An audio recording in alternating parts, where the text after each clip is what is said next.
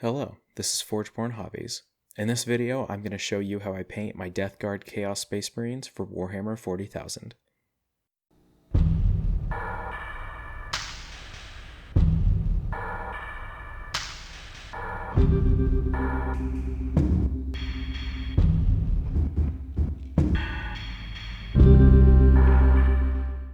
The Death Guard are my favorite faction in the Warhammer universe, and when they were released with a whole new range of miniatures back in 2017, I was beyond excited.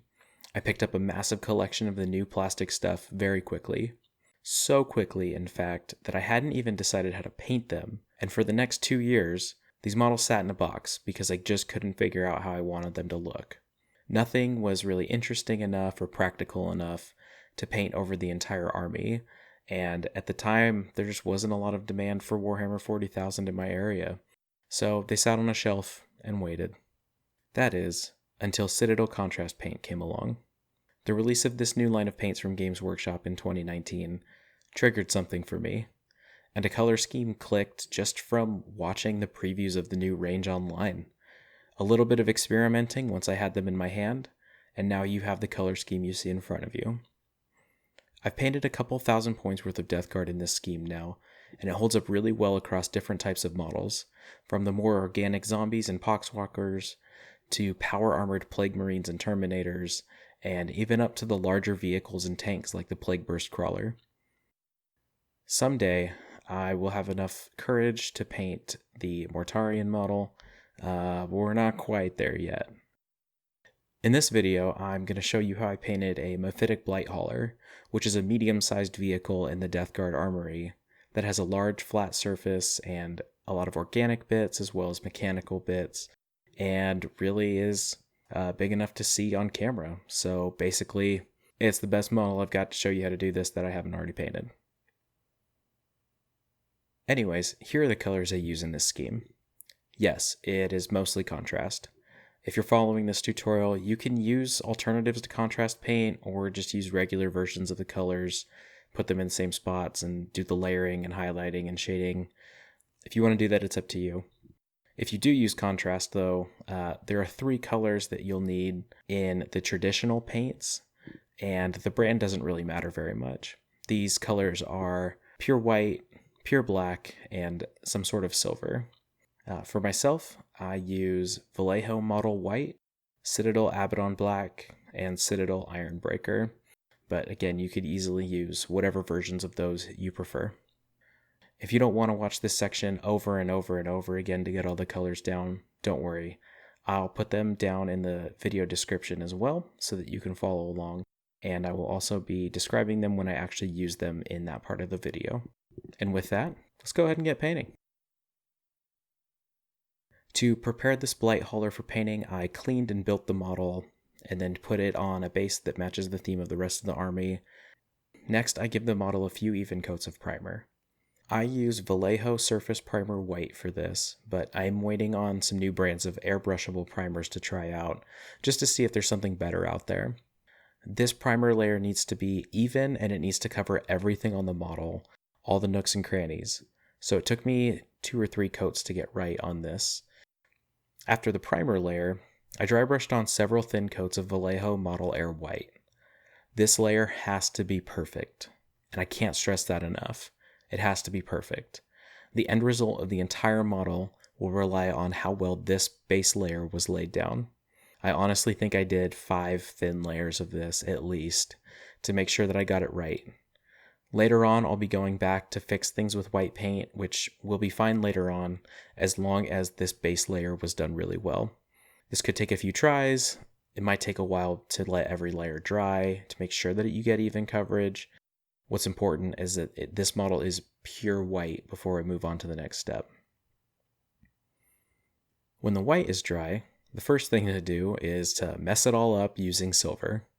I use Citadel Ironbreaker, but any medium silver color will work, like Vallejo Aluminum or steel or whatever you prefer. This formed the base coat for everything that will be metallic in the end. So this went on mechanical bits, weapons, armor trim, things like that. This is best done in a few coats as well, because as the contrast paint, we'll be going over it later, it needs to be smooth and consistent for that to work properly. After this step, and after almost every step going forward, I go back and clean up with white paint fairly often. For the most part, the only thing that needs to be clean white in the end is the armor paneling. But as I start layering on contrast paints, sometimes I bump the brush into something else that's not supposed to be that color, or I just put the wrong color on something. I just decide it doesn't look good. This is the hardest part of the process. Being patient, trying not to mess up, and taking the time to clean up messes, even if it slows things down, to get the right effect in the end. Death Guard models in particular have so many ways to mess up. I kind of just plan on it at this point. It makes it much less frustrating when it happens if you know to expect it. Anyways, once the base colors are all down, from here on out, it's all contrast paint. I start by using Snakebite Leather on any metallics that I want to look like brass, and Basilicanum Grey over anything that would be steel. That finishes off all of the metallics on this model. I made a custom mix of 1-to-1 Magos Purple contrast to contrast medium, and I applied 2 thin coats of this onto the fleshy back parts of the Blight Hauler to create a sickly bloated flesh tone. Any spikes, bones, and horns got a solid coat of skeleton horde. Other fleshy bits, like the inside of the mouth, were painted with Volupous Pink. The eye was painted with Plaguebearer Flesh to get a baleful yellow look. The shoulder panels were given a thick coat of Creed camo, which you'll see I went back and kept playing with because it didn't seem to stick to the white very well at first, and actually turned out pretty well doing it the way I did, with stippling it a little bit and just really pushing that paint around. The cabling that goes between some of the parts was painted with Black Templar. The stone on the base was painted with Space Wolves Grey. And finally, the ground was painted with Wyldwood. For the most part, I could do these colors one right after the other, since usually one color was dry by the time I got back to put a new color next to it. This part of the process also feels the most satisfying, as the model goes very quickly from monochrome white and silver to full of color and looking almost done already, and maybe 30 minutes have gone by. And when the model is completely dry to the touch, I broke out my trusty Death Guard armor mix that I make myself. This is a mix of 2 full pots of contrast medium and 1 full pot of skeleton horde contrast paint. This created a mix of about 2.5-to-1 medium to paint, which means that when I put it on the model, it stains the surface, but leaves the edges very lightly stained with a nice highlight, and only lightly darkens the recesses. When it's on the model, you can see that it made the bright white into a dingy, weathered white, or maybe a very light bleached bone.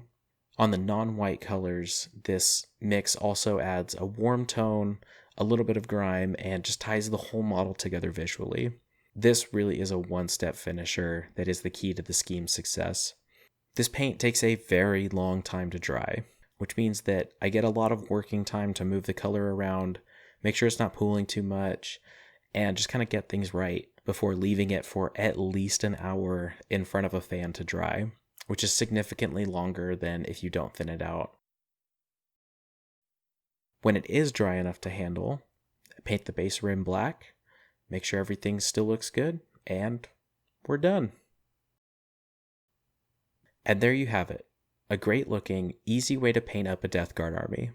From here, I will eventually come back and add highlighting, do some more weathering, and just generally upscale these models to more of a display quality. But for now, they're perfect for the table. At a glance, they look like I've done much more work than I really have, and I'm just happy to have a cohesive, fully painted army on the table that I can build from later. And with that, I hope you enjoyed this video and found it to be helpful in some way. If you liked it, please hit the like button, and if you want to stay up to date with future videos, please make sure you subscribe. If you know anyone who might benefit from this video, please share it with them and help get the word out. I do these videos for free right now, so any exposure I can get is great. Anyway, that's all I have for now. Have a great day, stay safe, and keep painting.